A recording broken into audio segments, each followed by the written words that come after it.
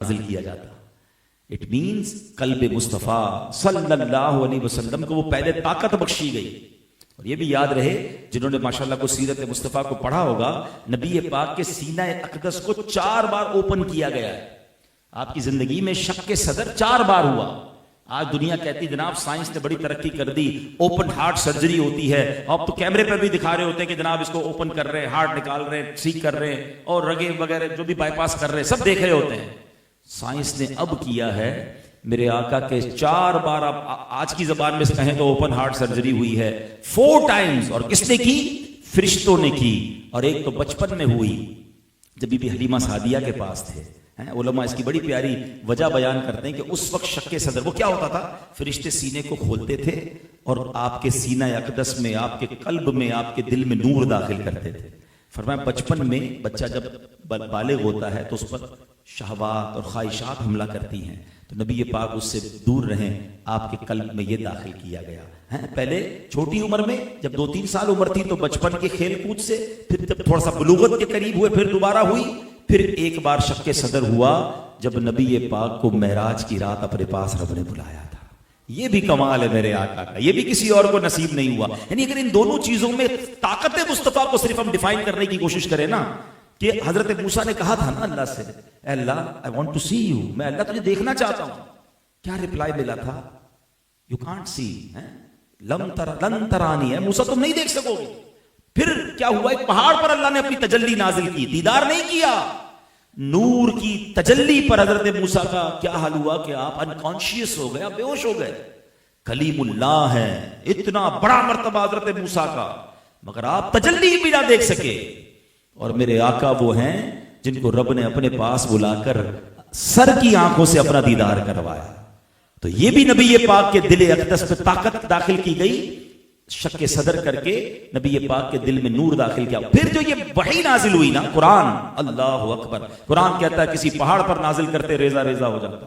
تو نبی پاک کے دل کو یہ طاقت دی گئی اور یہ قرآن نازل ہوا. مگر قرآن کی ہیبت تو تھی نا. ایک تو فرسٹ ٹائم جبریل امین سے ملاقات، ٹھیک ہے، ان یوزول چیز تھی، اور پھر قرآن کی آیتیں نازل ہوئیں. تو اب نبی پاک علیہ الصلوۃ والسلام کی جو کیفیت تھی نا، فیض ربانی کا ایسا روب طاری ہوا کہ پیارے آقا گھر تشریف لائے اور آ کر بی بی خدیجہ سے کہتے ہیں مجھے چادر اڑا دو. سیدہ خدیجہ نے چادر اڑا دی. کچھ دیر کے بعد جب دل پاک سے روب کی کیفیت ختم ہوئی تو آپ نے سارا واقعہ بی بی خدیجہ کو سنا اور کہنے لگے کہ مجھے اپنی جان کا ڈر ہے. نبی فرماتے مجھے اپنی جان کا ڈر ہے. اللہ اکبر. اس وقت جو بی بی خدیجہ نے کردار ادا کیا نا، سبحان اللہ. آج بی بی خدیجہ کا بھی ذکر کر لیتے ہیں. 10 رمضان المبارک آپ کا یوم وصال بھی ہے، تو ان کا دن بھی قریب تھا. تو پہلی قرآن کی آیت کیسے نازل ہوئی یہ بھی ہم نے بات سنی. اب آؤ بی بی خدیجہ کا کیا کردار تھا، کیسی نبی پاک علیہ الصلوۃ والسلام کو تسلی دی. کیا عرض کرتی ہیں دل جوئی کرتے ہوئے، کلا واللہ ما یخزیک اللہ ابدا. یا رسول اللہ ایسا ہرگز نہیں ہوگا، خدا کی قسم اللہ پاک آپ کو رسوا نہ فرمائے گا. خدا کی قسم کھا لی آپ نے، اور اس کے بعد اپنی اس قسم کا ریزن بیان کیا کہ میں نے کیوں یہ کہہ رہی ہوں. میں آپ کہتی ہیں اس لیے کہ انکا لتصل الرحمہ، بے شک آپ صلہ رحمی فرماتے ہیں. وتحمل الکلہ، کمزوروں کا بوجھ اٹھاتے ہیں. وتکسب المعدومہ، محتاجوں کے لیے کماتے ہیں. وتقری الضیف، مہمان نوازی فرماتے ہیں. وتعین علی نوائب الحق، یعنی راہ حق میں مشکلات پر برداشت کر لیتے ہیں. سبحان اللہ. حضور آپ کے تو یہ اوصاف ہیں، آپ تو ایسے ہیں، اللہ آپ کو کیسے رسوا فرمائے گا، آپ کے ساتھ کچھ نہیں ہوگا. اللہ اکبر. علماء نے اس پر بڑی ڈیبیٹ کی ہے کہ اللہ نے بی بی خدیجۃ الکبریٰ رضی اللہ تعالی عنہا سے کیسا شاندار کام لیا. ذرا غور کیجئے، ابھی تو اسلام کی ابتدا ہے، ابھی تو پہلی 2-3 آیتیں نازل ہوئی ہیں، اور اسلام کی ابتدا میں بی بی خدیجہ کا کردار دیکھے کہ نبی پاک کی دل جوئی کا سامان کر رہی ہیں، نبی پاک کو دلاسا دے رہی ہیں. یہاں 2 باتیں سیکھنے کو ہیں. عورت کو اسلام سے پہلے پیر کی جوتی سمجھا جاتا تھا. عورت کا حال یہ تھا کہ اگر بیٹے باپ کا انتقال ہو جائے تو بیٹا ماں پر قبضہ کر لیتا تھا، کوئی نکاح کی ضرورت نہیں تھی، مال کی صورت میں جس طرح ایک دوسرے کو لوگ تحفہ دیتے تھے اس طرح لوگ عورتوں کو تحفہ ایک دوسرے کو پیش کیا کرتے تھے، اور پیر کی جوتی کی طرح عورتوں کو بیڑا غرق کیا جاتا تھا، کوئی عزت نہیں تھی، کسی کے یہاں لڑکی پیدا ہو جائے اس کے چہرے سے ہوائیاں اڑتی تھی، چہرہ سیاہ ہو جاتا تھا، زندہ لڑکیوں کو درگور کیا جاتا تھا، اور اس دور میں نبی پاک تشریف لائے اور کیسا اسلام کا نور پھیلا کہ ابھی ابتدائے اسلام ہے، پہلی آیتیں نازل ہوئی ہیں اور بی بی خدیجہ سے اتنا بڑا کام لیا جا رہا ہے، اس حبیب کو دلاسا دے رہی ہیں جو وجہ تخلیق کائنات ہیں، میرے آقا تو وہ ہیں جو رب کے حبیب ہیں، جن کے صدقے ہمیں قرآن ملا ہے، جن کے صدقے ایمان ملا ہے، ساری دنیا میں اسلام کا نور جن کی برکت سے پھیلا ہے، مگر فرام دا اسٹارٹ ایک خاتون کا جو کردار ہمیں نظر آ رہا ہے تو گویا یہ رہتی دنیا کو پیغام دینا تھا کہ یہ اسلام ہے جس میں عورت کی عزت ہے، یہ اسلام ہے جس میں عورت کی عظمت بیان ہوئی ہے۔ اب ذرا سوچئے پہلی آیتوں کے نزول کے وقت آپ کی فراست کا اور آپ کی عقل مندی کا یہ عالم تھا، جب بعد میں قرآن پورا نازل ہوا ہوگا اور بہت ساری آیتیں نازل ہوتی گئیں تو بی بی خدیجہ کو سبحان اللہ پھر ان کے علم میں کیسا اضافہ ہوا ہوگا۔ اور ایک بہت خوبصورت دوسری بات ہمیں یہ پتا چل رہی ہے، اب یہ بات میں اپنی بہنوں سے اپنی ماؤں سے کرنا چاہوں گا چونکہ میرا یہ بیان لائیو ٹیلی کاسٹ ہو رہا ہے، بعد میں بھی لوگ سنیں گے کہ عورت کا مرد کے ساتھ کردار کیا ہونا چاہیے۔ اگر گھر کے مرد کو کوئی ٹینشن ہے، کوئی پرابلم ہے تو پرابلم میں اضافہ کرنا کام نہیں ہے بلکہ پرابلم میں دل جوئی کرنا، یہ بی بی خدیجہ کی سیرت ہمیں سکھا رہی ہے۔ اور یہ بات دنیا نے دیکھی ہے کہ اگر بندہ اپنے گھر میں اسٹرانگ ہوتا ہے، اپنے گھر میں اسے پیار ملتا ہے، اپنے گھر میں دلاسا ملتا ہے، وہ ساری دنیا کے طوفانوں سے نکل جاتا ہے، لیکن اگر گھر میں ہی ٹینشن ہے تو بیچارہ باہر بھی ہار جاتا ہے۔ تو اگر میری بہنیں میری مائیں یہ بیان سنیں، بی بی خدیجہ رضی اللہ تعالیٰ عنہ کا آپ کو صدقہ اور ان کا وسیلہ آپ کو پیش کر رہا ہوں، ہم ان کے غلام ہیں، اس خاندان کے غلام ہیں۔ کبھی بھی آپ کے گھر میں آپ کے بھائی، آپ کے والد، آپ کے شوہر کسی ٹینشن میں ہو، کاروباری مشکل میں ہو، جاب کا مسئلہ ہو، اگر فائنینشل ایشوز بھی ہوں، ان کو ٹونٹ نہ کرنا، ان کو طنز نہ کرنا بلکہ انہیں حوصلہ دیں۔ دیکھیں مشکل وقت کے بعد اللہ نے راحت رکھی ہوتی ہے، اور میں اپنی زندگی کا ایک تجربہ بیان کیا کرتا ہوں کہ جس عورت نے مشکل وقت میں اپنے شوہر کا ساتھ دیا ہے اللہ نے اسے اچھے دن ضرور دکھائے ہیں۔ ہاں، مشکل میں جو چھوڑ کر جانے کی باتیں کرتے ہیں، مشکل میں جو مزید ذلیل کرتے ہیں اور پرابلم اپنے لیے کھڑی کرتے ہیں، جو عورتیں گھر میں کیا کرتی ہیں، آپ تو لاقی کچھ نہیں دیتے، سب برابر والوں نے تو فلاں چیز بھی خرید لی، فلاں رشتہ دار نے تو اتنا بڑا گھر لے لیا، انہوں نے نئی گاڑی لے لی، فلاں نے زیور لے لیا، وہ روز پریشر ہے، اور اینڈ آف دا ڈے پھر وہ مرد یا تو ڈپریشن کا مریض بنتا ہے یا پھر اللہ نہ کرے غلط کام کی طرف جاتا ہے کہ چلو بھائی اب تو گھر والوں کی فرمائشیں ہی پوری نہیں ہو رہی، تو کبھی چوری کی طرف، کبھی ناجائز اور حرام کی طرف، اور اینڈ آف دا ڈے پورا گھر کولیپس ہوتا ہے۔ تو میری بہنوں، میری ماؤں، اپنے شوہر، اپنے بھائی، اپنے والد کو جملہ کہا کرو جو پہلے کے زمانے کی عورتیں کہتی تھی کہ ہم تھوڑے پر گزارا کر لیں گے، ہمیں حرام روزی کما کر مت کھلانا، تو انشاءاللہ اللہ آپ کے حلال میں بھی برکت ڈال دے گا۔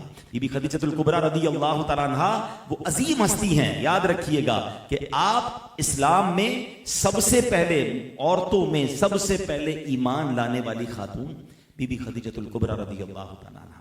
اچھا، پھر سب سے پہلے نبی پاک کے بعد کسی نے نماز ادا کی ہے تو بی بی خدیجہ الکبریٰ رضی اللہ تعالیٰ عنہا ہیں، کیونکہ نماز کا حکم جب جبریل امین لے کر آئے اور نبی پاک کو پریکٹیکل وضو اور نماز پڑھ کے دکھایا تو نبی پاک نے وہ کام پھر بی بی خدیجہ کو بتایا، اور پیارے آقا کے بعد سب سے پہلے وضو اگر کسی نے کیا، سب سے پہلے نماز ادا کی، اللہ اکبر، وہ بھی ہماری امی حضور حضرت خدیجہ رضی اللہ تعالیٰ عنہا ہیں۔ اور قرآن امہات المومنین کے بارے میں کیا فرماتا ہے؟ قرآن کہتا ہے النبی اولا بالمؤمنین من انفسہم وازواجہ امہاتہم۔ ترجمہ کنز العرفان، یہ نبی مسلمانوں کے ان کی جانوں سے زیادہ مالک ہیں اور ان کی بیویاں ان کی مائیں ہیں۔ ہمارے آقا علیہ الصلوۃ والسلام کی جو ازواج ہیں وہ مومنین کی مائیں ہیں، وہ امہات المومنین ہیں، اور حضرت خدیجہ کو وہ شرف حاصل ہے۔ بی بی خدیجہ پوری دنیا میں جتنے سید ہیں نا، سب سیدوں کی نانی حضرت خدیجہ رضی اللہ تعالی عنہا ہیں۔ اس قدر ان کے فضائل ہیں، چلے کچھ ان کے بارے میں اور سنیں۔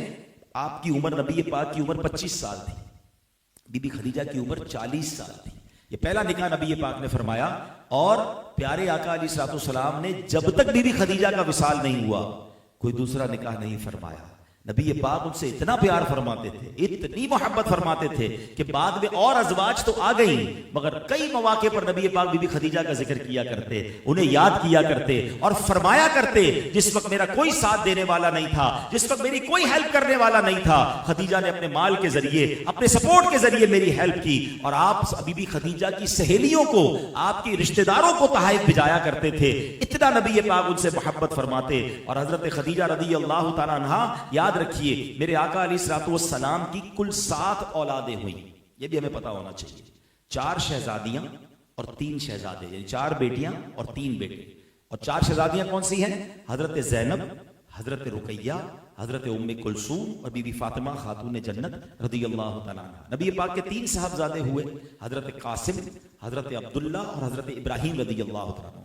اب ان 7 بچوں میں حضرت ابراہیم جو تھے وہ حضرت ماریہ قبطیہ رضی اللہ تعالیٰ سے اولاد ہوئی، شہزادے تھے ان کے، باقی سب اولاد نبی پاک کی حضرت خدیجہ رضی اللہ تعالیٰ عنہا سے ہوئی۔ تو سبحان اللہ، آپ تمام سیدوں کی نانی، اور نبی پاک علیہ الصلوۃ والسلام فرمایا کرتے، فرمایا ہادہ صدیقۃ امتی، یہ میری امت کی صدیقہ ہے، سبحان اللہ۔ اور پیارے آقا علیہ الصلوۃ والسلام نے ایک بار زمین پر 4 لکیریں کھینچی۔ Look at the way for to make understand صحابہ کرام، صحابہ کرام کو سمجھانے کا انداز کیا تھا، زمین پر 4 لکیریں کھینچی۔ تو صحابہ نے عرض کیا حضور یہ کیا ہے؟ نبی پاک فرمایا جانتے ہو یہ کیا ہے؟ کہ حضور آپ بتائیں، اللہ جانے، اللہ کا رسول جانے۔ فرمایا یہ 4 زمین عورتوں میں، دنیا میں، کائنات میں سب سے زیادہ فضیلت والی 4 عورتیں ہیں۔ نمبر 1 فرمایا خدیجہ بن خویلد، یعنی حضرت خدیجہ الکبریٰ رضی اللہ تعالیٰ عنہ۔ سیکنڈ فرمایا فاطمہ بنت محمد صلی اللہ علیہ وسلم، نبی پاک کی شہزادی بی بی فاطمہ رضی اللہ عنہ۔ پھر فرمایا فرعون کی بیوی آسیہ بنت مزاحم۔ اب دیکھیں اللہ کی شان دیکھیں، بیوی کس کی ہیں؟ فرعون کی ہیں، مگر ایسی ایمان والی تھی، اور اللہ نے فرعون سے فزیکل کنیکشن سے بھی انہیں بچا کے رکھا۔ اور حضرت موسیٰ کی جو حفاظت کا انتظام ہوا، حضرت، وہ بڑا لمبا واقعہ ہے کہ حضرت موسیٰ کو کس طرح وہ ٹیک کیئر کرتی رہی، اور پھر ایمان لانے کی وجہ سے کہ حضرت آسیہ کا نکاح جو ہے وہ جنت میں نبی پاک کے ساتھ ہو، اس کا آلٹرنیٹو کیا ملے گا، اللہ کیا انہیں جزا عطا فرمائے گا، کہ احادیث میں اور روایتوں میں مضمون ملتا ہے کہ ان کا نکاح جو ہے جنت میں نبی پاک علیہ الصلوۃ والسلام کے ساتھ ہوگا۔ اور چوتھی جو سب سے عظیم خاتون ہیں وہ حضرت عیسیٰ حضرت عیسیٰ علیہ السلام کی جو والدہ ہیں حضرت مریم بنت عمران رضی اللہ تعالی عنہن۔ یہ 4 خواتین کائنات کی سب سے افضل خواتین ہیں۔ 10 رمضان المبارک جو ہے حضرت خدیجہ رضی اللہ تعالی عنہا کا، میں نے جیسے کہ بتایا کہ آپ کا وفات مبارک کا سال 65 سال کی عمر میں آپ کی وفات ہوئی۔ جنت المعلا، یہ مکے کا عظیم قبرستان ہے جہاں ہماری امی حضور کا مزار ہے، مکے جایا کرے تو جنت المعلا پہ جا کر بی بی خدیجہ رضی اللہ تعالیٰ کو ضرور وہاں دعا کیا کرے، سلام عرض کیا کرے۔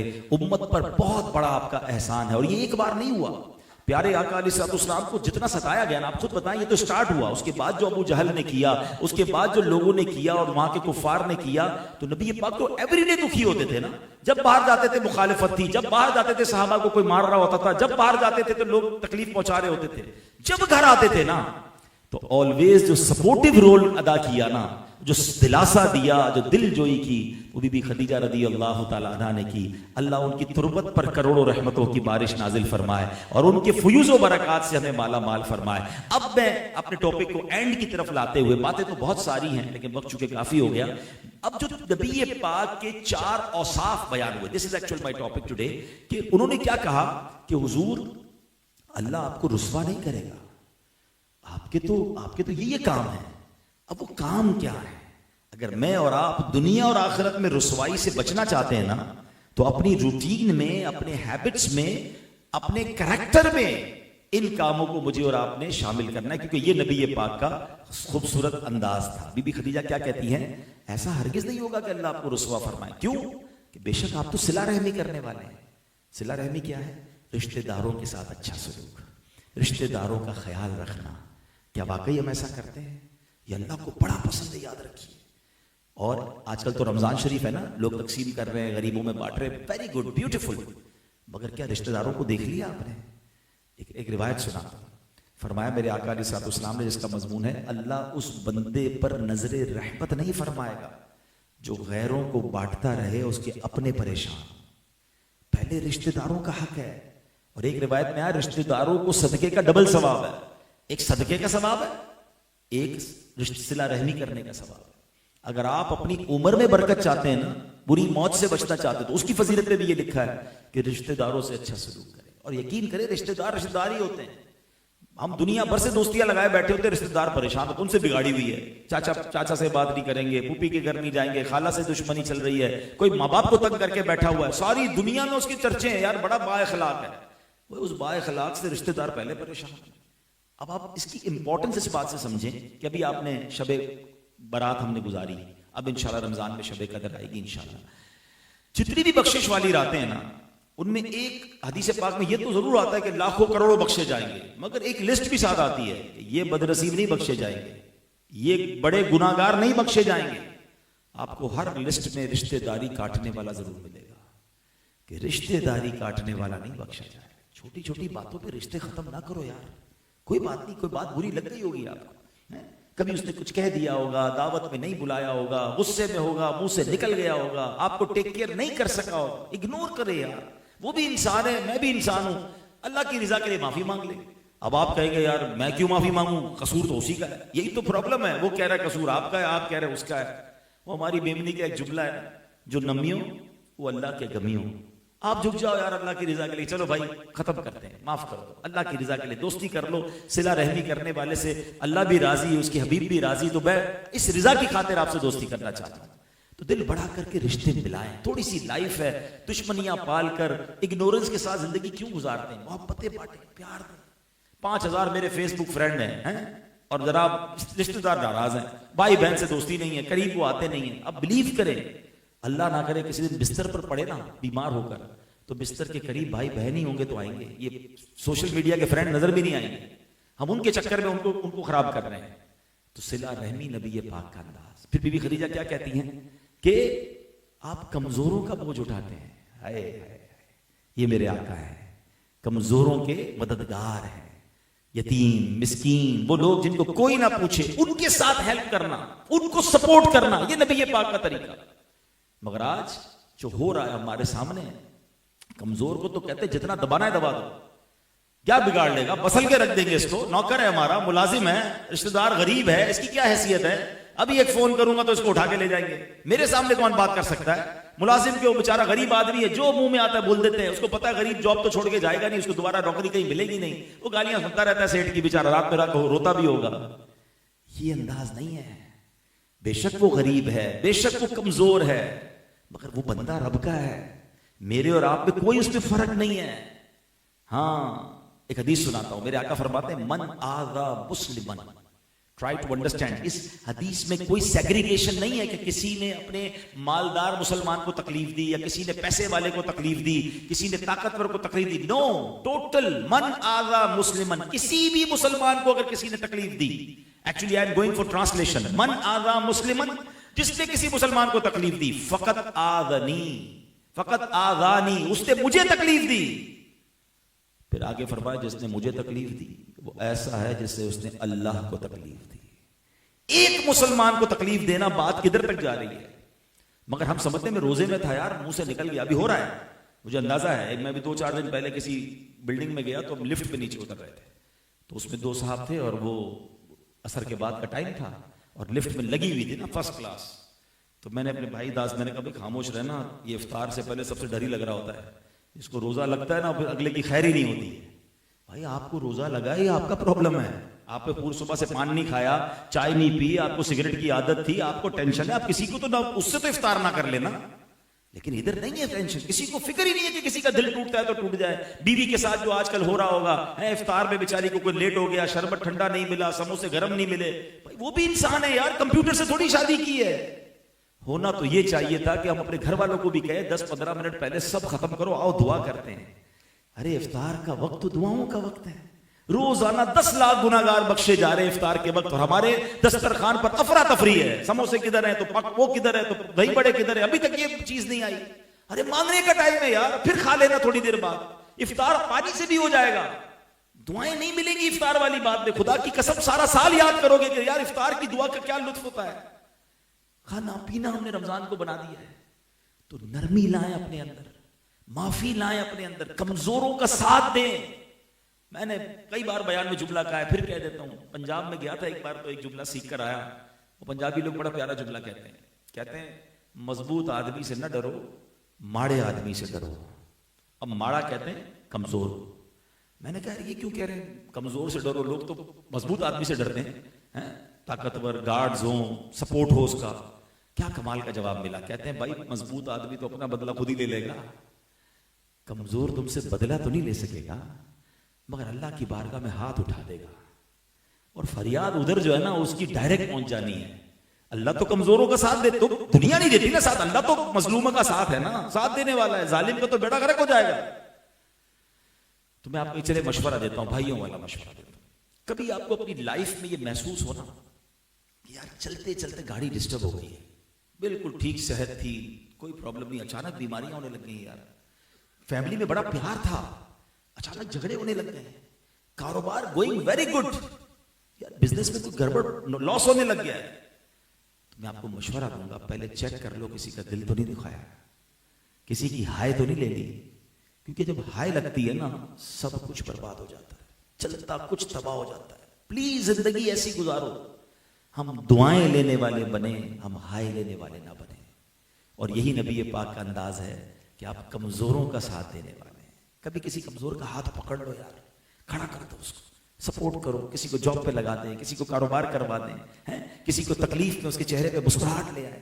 اگر کہہ دیا نا میری ان تمام باتوں میں اگر کسی کو یاد آ رہا ہے تو اس پہ شرمانا نہیں, معافی مانگ لینا. اپنے ملازم سے مانگنی پڑے تو مانگ لینا, اپنی بیوی سے مانگنی پڑے تو مانگ لینا. کسی کا بھی دل دکھایا ہے نا, اگر کوئی پرابلم نہیں, ادھر مانگ لو, معافی تلافی ہو جائے گی. ادھر مانگنا ادھر نہیں ہوگی, ادھر تو پھر نیکیاں دینی پڑیں گی نا. ظالم کو تو پھر اس کا حساب دینا پڑے گا. تو بڑا دل کر کے معافی مانگو. مجھے اچھی طرح یاد ہے ایک بار میرا اسی طرح کا ایک بیان تھا. ایسے بزنس مین بیٹھے تھے تو ایک مل اونر بھی بیٹھے تھے. معافی پر ہی بات ہوئی, اللہ کی رضا کے لیے معافی مانگ لینی چاہیے. اس مل اونر کا مجھے دوسرے دن یا تیسرے دن فون آیا. کہتا ہے میں بیان سن کر گیا, اس وقت سے میرے دماغ میں چل رہا تھا, میں نے اسی دن بیان والے دن ہی شام کو اپنے ایک مینیجر یا اپنے ایک امپلائی کو خوب سنائی تھی اور سب کے سامنے سنائی تھی. اب میں رات بھر سوچتا رہا کہ یار میں نے اس کا بہت دل دکھایا. میں ہمت میری نہیں ہو رہی تھی کہ میں ڈائریکٹر آف دا کمپنی اور میں اپنے امپلائی سے معافی کیسے مانگوں. بولا آپ کا بیان سنا, بس کنفیوز چلتا رہا, سر پہ بڑا بوجھ تھا. آج ہمت کر کے میں نے اس کو بلایا اور میں نے اس کے معافی مانگ لی. اس سے کہتے میرے سر سے بہت بڑا بوجھ اتر گیا, آپ کا بہت شکریہ, میرا یہ مسئلہ حل ہو گیا. اچھا کیا انہوں نے, ہمت کی تو مانگ لینی چاہیے. انشاءاللہ اس سے آپ کو ایک تو اللہ نے چاہا دل میں روحانیت ملے گی اور آخرت کی تکلیف سے ہم بچ جائیں گے. نبی پاک کا ایک اور کمال کیا تھا, بی بی خدیجہ فرماتی ہیں محتاجوں کے لیے کماتے ہیں. یعنی محتاجوں کو ہیلپ کرنے کے لیے پیارے آقا اپنا مال خرچ کرتے تھے. یتیموں کے بارے میں نبی پاک کے بڑے کمال کے فرمان ہیں. آپ فرماتے ہیں جس کا مضمون ہے کہ میں اور یتیم کی کفالت کرنے والے قیامت کے دن اس طرح ہوں گے. جنت میں نبی پاک اپنے ساتھ لے جائیں گے, 2 انگلیاں ملا کر فرمایا بہترین دسترخوان وہ ہے کہ جس دسترخوان پر یتیم ہوتا ہے. بدترین لوگ وہ ہیں یا بدترین گھر وہ ہے جہاں یتیم ہو اور اس کے ساتھ برا سلوک کیا جاتا. حدیث پاک میں آتا ہے جس کا مضمون ہے جو کسی یتیم کے سر پر ہاتھ پھیرے محبت اور شفقت کے ساتھ, سر پر جتنے بال ہیں اتنی نیکیاں ملیں گی. ہاتھ پھیرنے پر اتنا ثواب ہے تو کھانا کھلانے پر, اچھا کپڑے پہنانے پر, اس کو ٹیک کیئر کرنے پر کتنا ثواب ہوگا. میں آپ کو مشورہ دیتا ہوں آپ یتیموں کا کچھ نہ کچھ پورشن اپنے ذمہ لے لیجئے. الحمدللہ ہماری دعوت اسلامی پورا مدنی ہوم یتیم خانہ بنا رہی ہے. آپ یہ سوچیں نا میرے 4 بچے ہیں, 5 بچے ہیں, 3 بچے ہیں, یا 3 گھر میں پل رہے ہیں, میں 2 یتیموں کا بھی خرچہ اٹھا لیتا ہوں. وہ کھائیں گے پیئیں گے, انشاءاللہ تعلیم حاصل کریں گے, مجھے نیکیاں ملیں گی تاکہ یہ فضیلت مجھے حاصل ہو جائے. تو نبی پاک کے پیارے اسلامی بھائیوں یہ انداز ہیں. تو ماہ رمضان میں ایکچولی ہمیں اپنے آپ کو پیوریفائی کرنا ہے. کھانا پینا روکنا ہی صرف روزہ نہیں ہے. حدیث پاک کا مضمون ہے کہ جو بندہ جس کو رمضان گناہوں سے نہ روک سکے اس کے بھوکا پیاسا رہنے کی اللہ کو کوئی ضرورت نہیں ہے. بھوکے پیاسے تو ہیں مگر سارے غلط کام چل رہے ہیں. جیسے میں نے بیان کے شروع میں کہا کہ رمضان میں گناہ نہیں کرنا ہے. تو آنکھ کا بھی روزہ ہے, زبان کا بھی روزہ ہے, کان کا بھی روزہ ہے. حرام سننا نہیں ہے, حرام بولنا نہیں ہے, حرام دیکھنا نہیں ہے, ہاتھ سے کوئی حرام کام کرنا نہیں ہے. یہ روزہ ہے نا, تو پھر انشاءاللہ اس کی برکتیں ملیں گی. تو اے میرے پیارے اسلام بھائی, مختصراً میں نے آج قرآن کی پہلی آیت کس سینیریو میں نازل ہوئی, قلب مصطفیٰ کو اللہ نے کیسی طاقت عطا فرمائی, اور وہ عظیم خاتون جن کا دن اگلے کچھ دنوں بعد آنا ہے ان کا ذکر خیر بھی ہوا. اللہ ہم سب کو آج کی اس محفل کی برکت عطا فرمائے، جو باتیں سنی اسے یاد رکھنے اور اس پر عمل کرنے کی توفیق عطا فرمائے۔